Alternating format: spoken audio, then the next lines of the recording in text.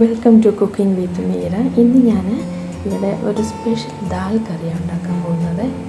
അത് ഇന്ന് ഞാൻ ചപ്പാത്തി ഉണ്ടാക്കാമെന്ന് വിചാരിച്ചപ്പോൾ ഞാൻ വിചാരിച്ചൊരു സ്പെഷ്യൽ ദാൽ കറി ആവാമെന്ന്. അതിനുവേണ്ടി ഞാനിവിടെ എടുത്തിരിക്കുന്നത് ഒരു ചെറിയ കപ്പ് മുഗുദാൽ, നമ്മുടെ ഗ്രീൻ ഗ്രാം അല്ലെങ്കിൽ ചെറുപയർ പരിപ്പാണ് ഞാൻ എടുത്തിരിക്കുന്നത്. ഇതിനെ നമുക്ക് നന്നായിട്ട് കഴുകി ഒന്ന് കുക്ക് ചെയ്തെടുക്കാം കേട്ടോ. അപ്പോഴത്തേക്ക് നമുക്ക് അതിന് വേണ്ടിയ സാധനങ്ങൾ എന്തൊക്കെയാണ്, അതിനെ കുക്ക് ചെയ്യാൻ വേണ്ടി എന്തൊക്കെ നമുക്ക് വേണം നമുക്ക് നോക്കാമേ. ഇവിടെ നോക്കിയാൽ ഞാൻ എടുത്തിരിക്കുന്നത് ഒരു ചെറിയ 3 തക്കാളി, നല്ല പഴുത്ത തക്കാളി എടുത്തിരിക്കുന്നത്. അത് ചെറുതായിട്ടൊന്നും അരിയണ്ട, ഒരു സ്ക്വയറായിട്ട് അരിഞ്ഞെടുക്കണേ. പിന്നെ ഞാൻ എടുത്തിരിക്കുന്ന 2 ചെറിയ സവോളയാണ് എടുത്തിരിക്കുന്നത്. അതിനെ ഒന്ന് തീരെ പൊടിയായിട്ടൊന്നും അരിയണ്ട, അങ്ങനെ ചെറിയ പീസായിട്ട് നമ്മൾ അരിഞ്ഞെടുക്കണം. വഴറ്റിയെടുക്കാനുള്ളതായതുകൊണ്ട് ഈ വലുപ്പത്തിൽ നമുക്ക് അരിഞ്ഞെടുക്കാം. അതുപോലെ തന്നെ കറിവേപ്പില, ഒരു 4 പച്ചമുളക്, അത്രയും ഞാൻ എടുത്തിരിക്കുന്നത് കേട്ടോ. പിന്നെ അതിനാവശ്യമുള്ള ഒരു ചെറിയ നെല്ലിക്കയുടെ വലുപ്പത്തിലുള്ള പുളിയും ഞാൻ അതിനടുത്ത് റെഡിയാക്കി വെച്ചിട്ടുണ്ട്. അതിനുവേണ്ടി ഞാൻ ഒരു പാൻ അടുപ്പത്ത് വെച്ച് ചൂടായി കഴിയുമ്പം ചെറിയ വെളിച്ചെണ്ണ ഒഴിച്ച് കടുക് പൊട്ടിച്ച് കഴിഞ്ഞ ഉടനെ 1 സ്പൂൺ ഉലുവ, 1 സ്പൂൺ ജീരകം ഇത്രയും ഇട്ടിട്ട് സിമ്മിൽ ഇട്ടിട്ട് അതിനെ ഒന്ന് ബ്രൗൺ ആവുന്ന വരെ ഒന്ന് ഇളക്കി കൊടുക്കണം. ഒരു ഗോൾഡൻ കളറാകുമ്പോൾ അതിലേക്ക് നമ്മൾ റെഡിയാക്കി വെച്ചിരിക്കുന്ന ഉള്ളിയും കറിവേപ്പിലയും പച്ചമുളകും ഇട്ട് കൊടുത്തിട്ട് ഒന്ന് വഴറ്റി കൊടുക്കണേ. അത് ചെറുതായിട്ട്, ഒത്തിരി ബ്രൗൺ കളറൊന്നും ആവണ്ട, എന്നാലും ഒരു 2-3 മിനിറ്റ്സ് നമ്മളതിനെ ഒരു ചെറിയ മീഡിയം ഫ്ലെയിമിലിട്ടിട്ട് ഒന്ന് ഇളക്കി കൊടുക്കണം.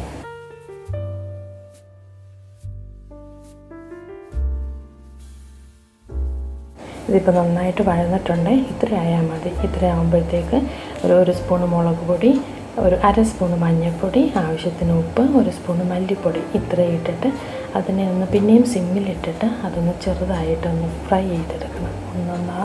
ഒരു പച്ചമണം പോകുന്നത് വരെ ഒന്ന് നമ്മൾ ഇളക്കി കൊടുക്കണം. ഇപ്പോൾ അത് നന്നായിട്ട് അതിൻ്റെ സ്മെല്ലൊക്കെ വരുന്നുണ്ട്.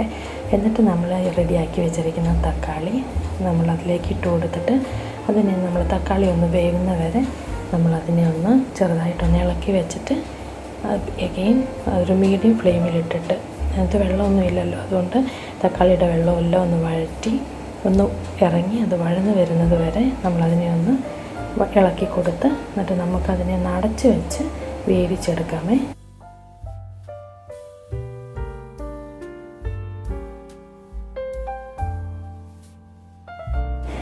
ഇതിപ്പോൾ കറക്റ്റായിട്ട് നന്നായിട്ട് വഴന്ന് വന്നിട്ടുണ്ട് കേട്ടോ. ഇത്ര ആയാൽ മതി. എന്നിട്ട് ഇതിനെ ഒന്നുകൂടെ നമ്മളൊന്ന് ഇളക്കി കൊടുക്കണം. മീഡിയം ഫ്ലെയിമിലിടണം, അതിൻ്റെ കാര്യം മറക്കില്ല. ഹൈ ഫ്ലെയിമിലിട്ടാൽ അടുക്കി പിടിക്കും. എന്നിട്ട് അതിലേക്ക് നമ്മൾ റെഡിയാക്കി വെച്ചിരിക്കുന്ന ആ പുളി നമ്മൾ ആഡ് ചെയ്ത് കൊടുക്കണം. പുളി ആഡ് ചെയ്ത് കൊടുത്തതിൻ്റെ തൊട്ട് പുറമെ നമ്മൾ കുക്ക് ചെയ്ത് വെച്ചിരിക്കുന്ന ദാലും കൂടി നമ്മൾ ആഡ് ചെയ്ത് ആവശ്യത്തിന് വെള്ളവും ചേർത്ത് ഇളക്കി ഉപ്പ് നോക്കി അതിനെ ഒന്ന് അടച്ച് വെച്ച് ഇനി വേവിച്ചെടുക്കണം. അതാണ് നമ്മളിനി ചെയ്യാനുള്ളത്.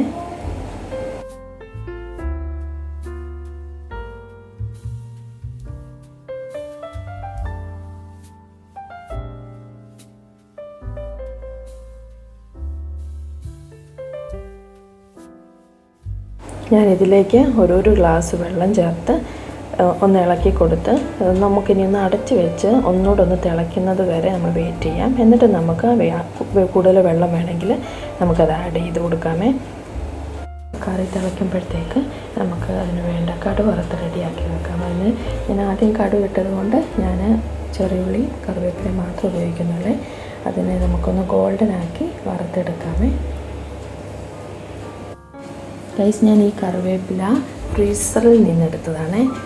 പാരൻസ് വന്നപ്പോൾ ഓൾമോസ്റ്റ് ഒരു 1 ഇയറിലായി അവർ വന്നപ്പോൾ കൊണ്ടുവന്നതാണ് ഇത് ഞാൻ ഫ്രീസറിൽ, അത് ഞാൻ നെക്സ്റ്റ് വീഡിയോയിൽ കാണിക്കാം. എങ്ങനെ കറി ലീവ്സ് നമുക്ക് ഫ്രഷായിട്ട് നമുക്ക് ലോങ് ടൈം എങ്ങനെ ഉപയോഗിക്കാം, ഫ്രീസറിൽ സ്റ്റോർ ചെയ്യുക എന്നുള്ളത് ഞാൻ നെക്സ്റ്റ് വീഡിയോയിൽ കാണിക്കാമേ.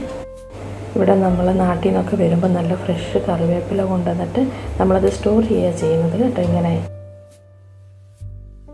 നമ്മുടെ കറി ഇവിടെ റെഡിയായി. അതിലേക്ക് നമ്മൾ വറുത്ത് വെച്ച ഇതെല്ലാം നമ്മൾ ആഡ് ചെയ്തിട്ട് നമ്മൾ ആവശ്യത്തിന് വെള്ളവും ചേർത്ത് ഏകദേശം ഈ ഒരു കൺസിസ്റ്റൻസിയിൽ നമ്മൾ ഈ കറിയാക്കി എടുക്കണം കേട്ടോ.